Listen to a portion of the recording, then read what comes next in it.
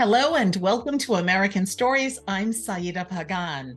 And today our guest is Luis Reyes. He is an expert on the topic of Latinos in Hollywood. He's also an author. He's written several books. His latest is Viva Hollywood, the legacy of Latinos and Hispanic artists in American film. Thank you so much for joining us, Luis.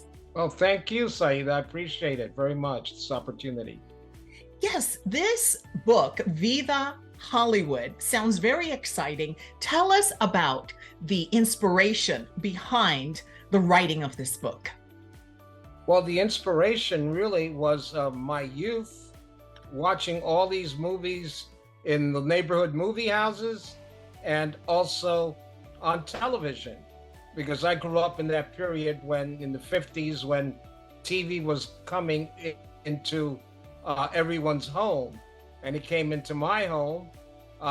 And living in the Upper West Side of New York, which was then, I don't know, kind of like a semi-ghetto at the time, very mixed neighborhood. Anyway, it was an escape to be able to watch these movies in the neighborhood movie house and also on television, and also all the wonderful TV programs, but mostly the movies. Now we know So the that, inspiration came yes. from that, but in reality, what happened was, like, when I first came to LA, to Hollywood, I met a lot of the people that I admired on the screen. Many of them were Latino, many of them were not Latino. But I realized that there was no documentation, no books on Ricardo Montalban, no books or information on Gilbert Roland or Rodolfo Hoyos or many of the actors, Rita Moreno. It was interesting. You couldn't find very much information. So, and these wonderful actors would tell me great stories about their careers just in talking. One day I said, well, listen, I'd like to write down your stories. And they said, why? Because for them, it was a job. Like you and I go to the office or to the factory, their office was the dream factory, Hollywood. And it was just a job. Sure, there were people who had higher artistic aspirations, don't get me wrong. But for a lot of the people, it was just a job that they did very well, but it was just a job. So they found it interesting that somebody would take an interest in their careers. And so that's how you decided to write all this series of books. How many books before Viva Hollywood? There's been 6 books on different topics that deal with Hollywood, mostly with, I would say, on ethnic situations, because one of the things I discovered is that Hollywood was made up of all kinds of people from different backgrounds. And it's something that we're not really or truly fully aware of. Uh, First of all, let me dispel a couple of quick myths. Number one, Latinos have been involved in the film industry in Hollywood since its inception. One of the reasons, of the many reasons they came to film here in California, Hollywood, was the fact that there was an available labor pool. And that labor pool was made up of Mexican Americans. Okay, you needed people to build sets, you needed people to ride horses, you need extras, you needed people to help, found this industry, to work in this industry. So there was an available labor pool. Number two is that Latinos were forced to change their names. No, everybody had to change their names in order to fit the image that they were pursuing, or that the studios were trying to pursue. I mean, let me give you a quick example. Unless you were handsome and you looked like a Tyrone Power, people changed their names. I mean, Tony Bennett, who just recently passed away, his name was Tony Benedetto, okay? But he changed his name. It was in order to fit in to and give yourself a theatrical name that met with the image you or the studios were trying to sell. So everybody had to change their names to some extent. Even Rita Hayworth. Rita Hayworth was originally Rita Cancino, but then she changed her name to her mother's name, Hayworth, okay? Her mother's maiden name, okay? And thirdly, is that uh, Emilio Fernandez, and I did the research, did not pose for the Oscar statue. That is an urban legend that was made up by Emilio Fernandez, but nobody did the research until I did. And the research basically says that he did not, I uncovered he did not pose for the statue. Let's talk about Viva Hollywood. What exactly would we read about and see in this book? In this book, we highlight all the Latino, or a great majority of the Latino actors and behind the scenes people of many of the classic movies, because it was done for Turner Classic Movies. So it is not a comprehensive list. There are many people, as I say in my introduction, many of your favorites might be missing. Okay. So it is not a comprehensive, but it tells uh, of the people who helped to found this industry, are the pioneers, the Latino pioneers, and the behind the scenes people as well. What kinds of surprises will we see in this book?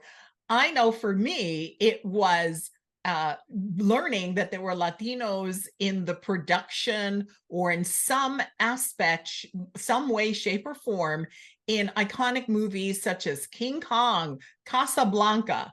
Tell us about that. Well, in King Kong, um, Marcel Delgado was in charge of making the miniatures that look, like giant size on screen.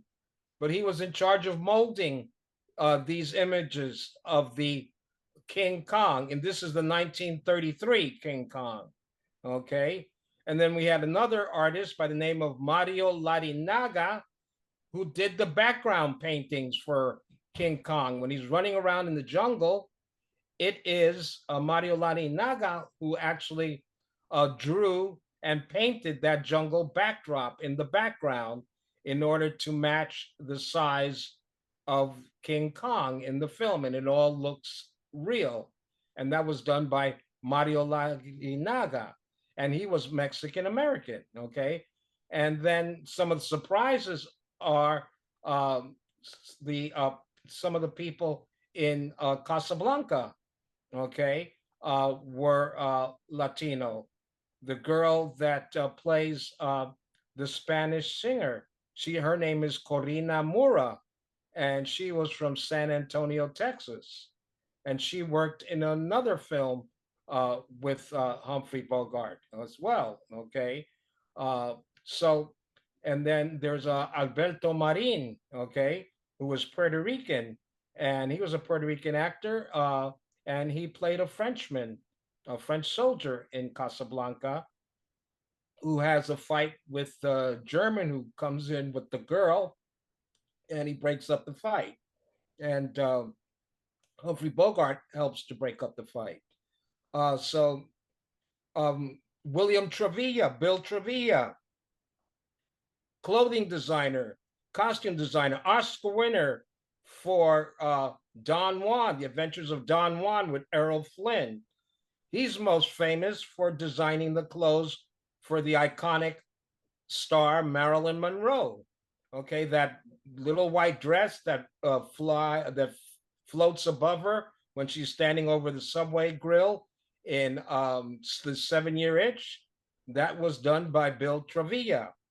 Okay, so there are so many people that were involved behind the scenes on these productions that were key to the productions. John Alonzo was the cinematographer for, he was from Texas, and he was the cinematographer on Chinatown, won an Oscar nomination, and perhaps best known for the cinematography on the iconic classic Scarface with Al Pacino.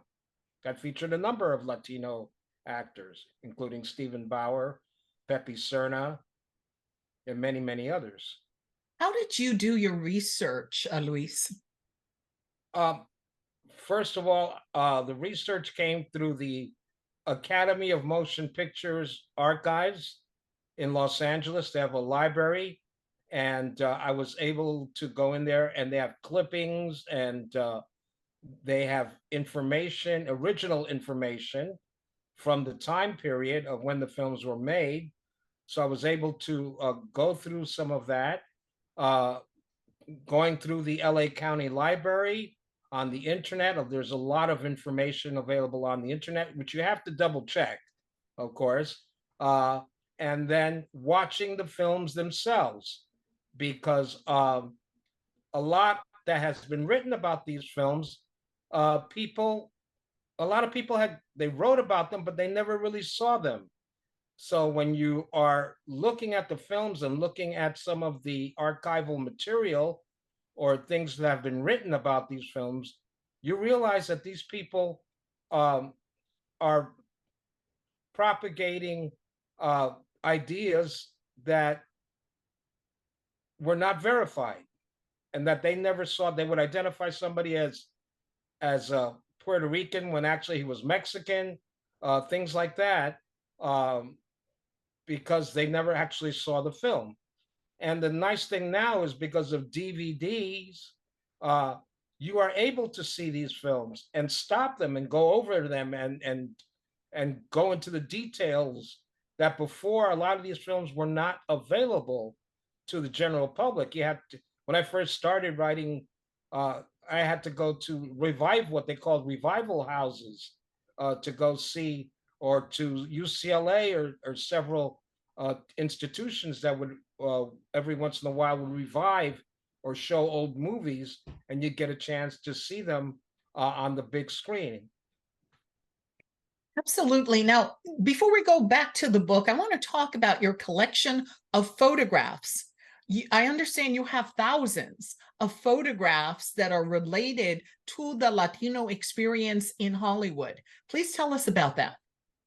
Well, back in New York as a kid, I used to collect still photos that were from the theaters and from the major motion picture studios, uh, Latino and non-Latino. I mean, I was as big a fan of Anthony Quinn as I was of John Wayne.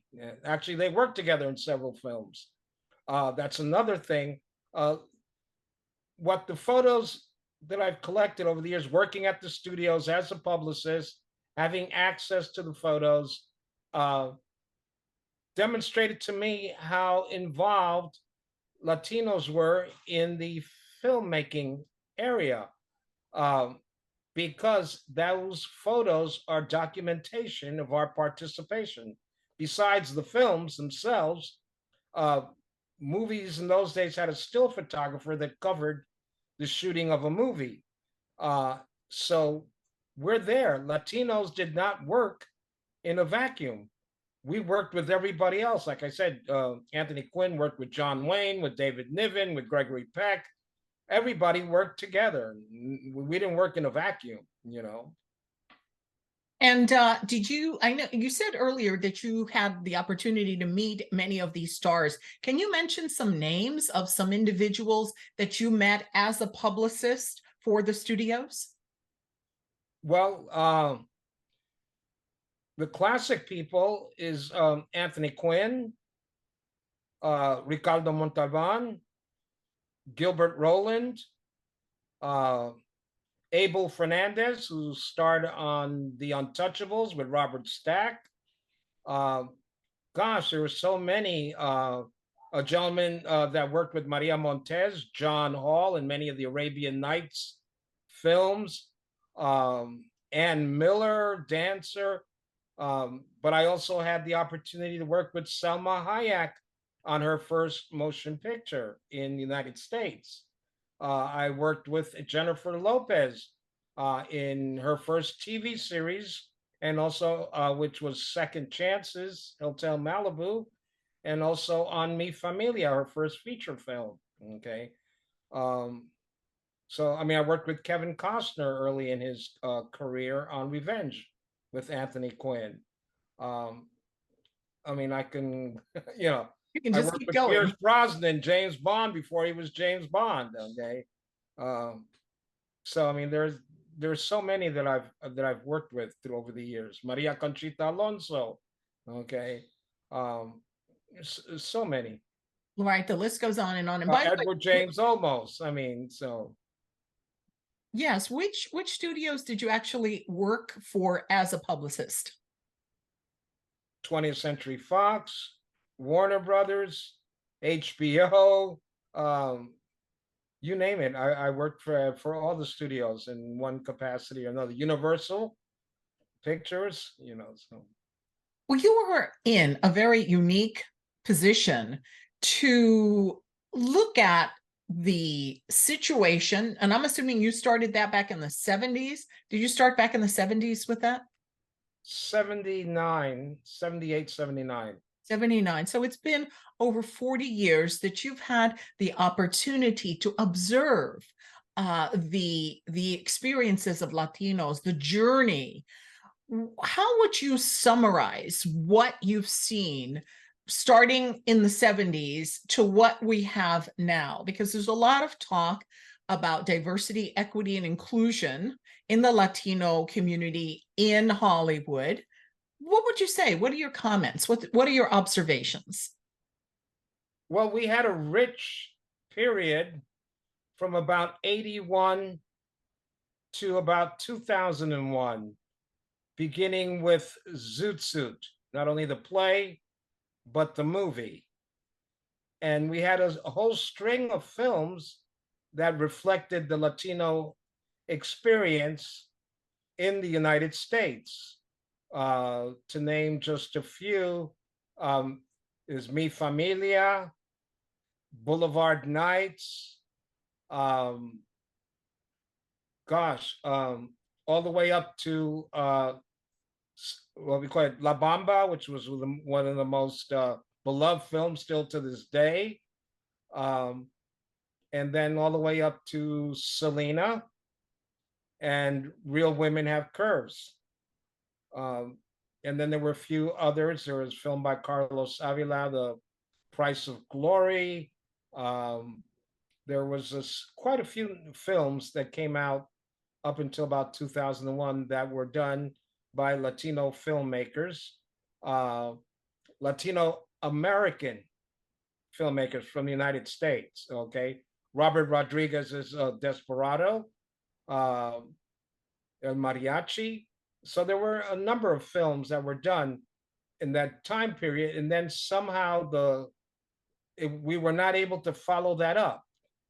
Um, there has been changes in the industry. I mean, our most successful filmmaker really is Robert Rodriguez, and that's not counting the contributions that the Mexican filmmakers have made to Hollywood.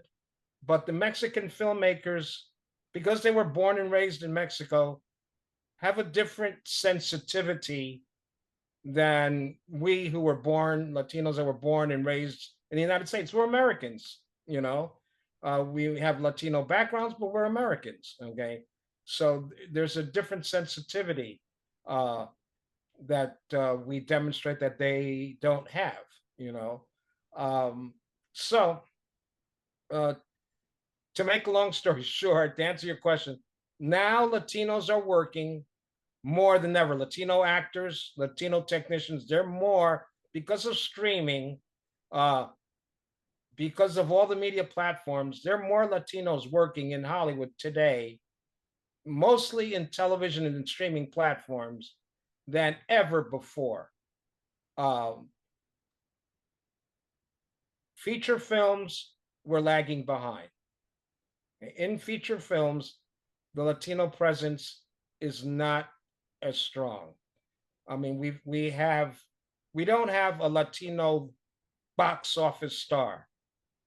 Okay, we don't have a Latino rock. Okay, a Latino leading man that has exhibited box office clout. Okay, We have some new up and coming guys, Pedro Pascal, people like that, Oscar Isaac, but they have not demonstrated real drawing power as of yet. They're very talented. Interesting enough, the ones that have demonstrated drawing power are the women, because when you look at it now, the most beautiful women, the most intelligent women today uh, are Latinas. I mean, when you think about it, the biggest stars are Selma Hayek, Jennifer Lopez, okay, Penelope Cruz. I don't care where you go in the world, everybody knows those three ladies. Yeah. Zoe Saldana, yeah, she's not as well known because she's always in makeup and from Avatar, but she's been in uh, three of the biggest box office films of all time. Okay, so we women have, curiously enough, have done very well uh, as far as motion pictures are concerned. So let's go back and let's talk about that a little bit, because as you know, and if we have discussed, there are surveys and research that shows that we're underrepresented compared to percentages in the general population in Hollywood. But nobody said. Yeah, let me just finish. Yeah. So the thing is, what I was going to say is that probably doesn't tell the full story. So tell us from your perspective, having been in this industry for over 40 years, having interviewed so many Latinos and really had a different not interviewed, but spoken to them and met them, you have a different perspective, I would say, and probably a more realistic perspective of what is actually the case. I don't know if it's more realistic. It's my perception, okay, my perspective. But what I'll say is that statistics, you can make statistics for your own purposes to meet whatever you want. Okay, so those can be fooled with. I would say we've been misrepresented, and we have been underrepresented to a certain extent.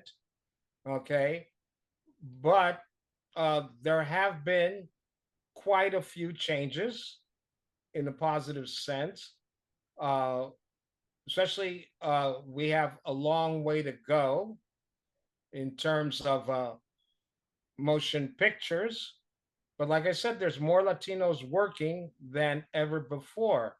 We are taking hold of our own image as part of the American experience.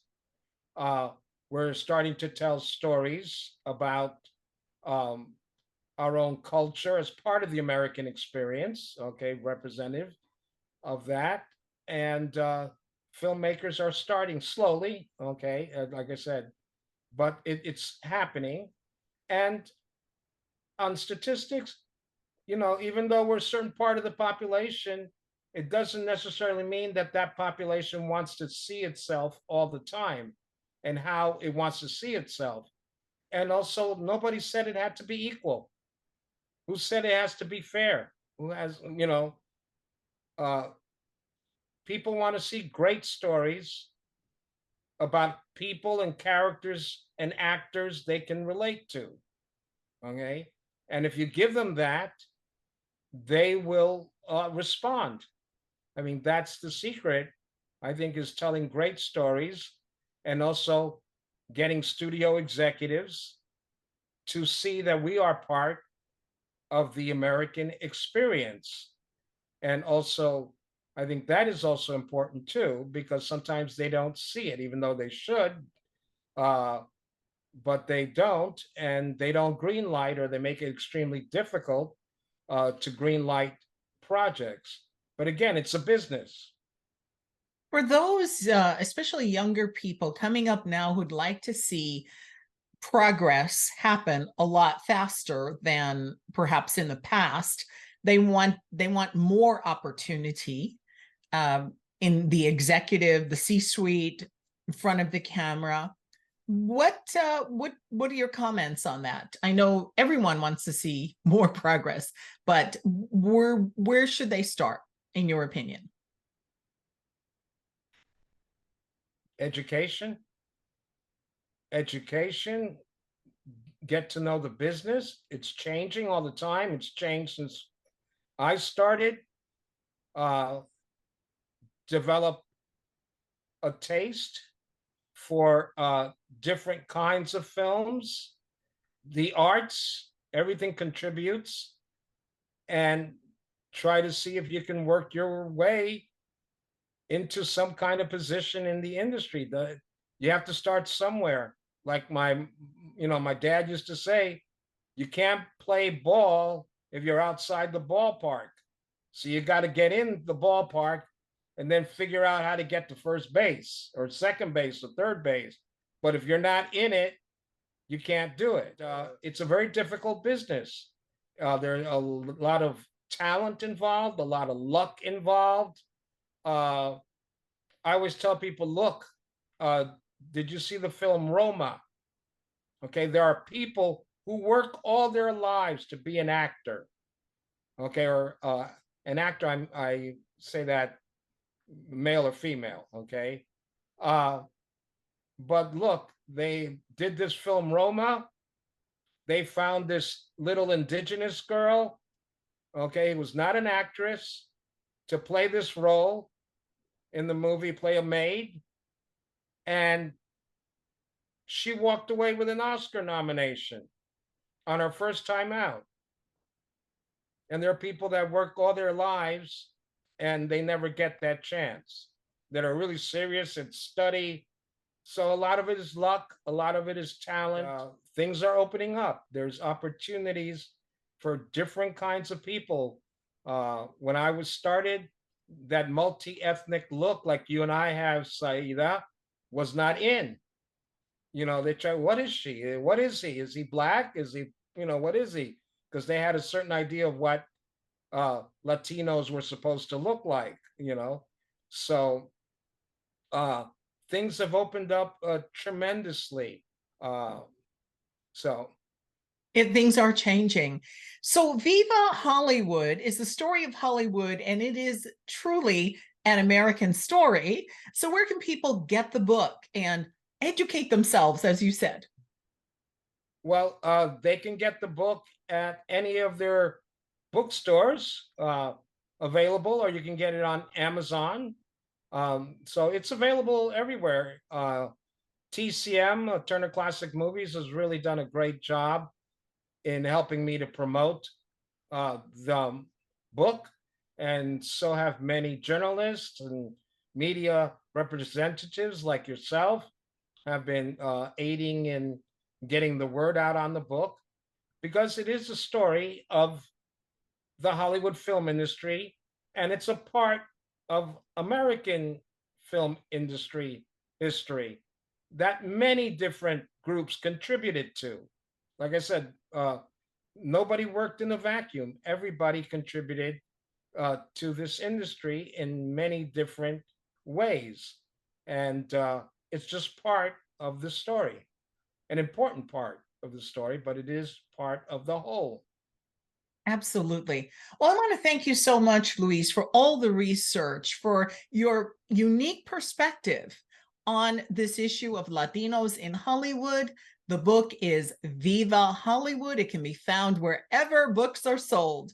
Thank you again. Thank you, Said. I appreciate the opportunity. Thank you. And thank you for joining us for this edition of American Stories. I'm Saida Pagan.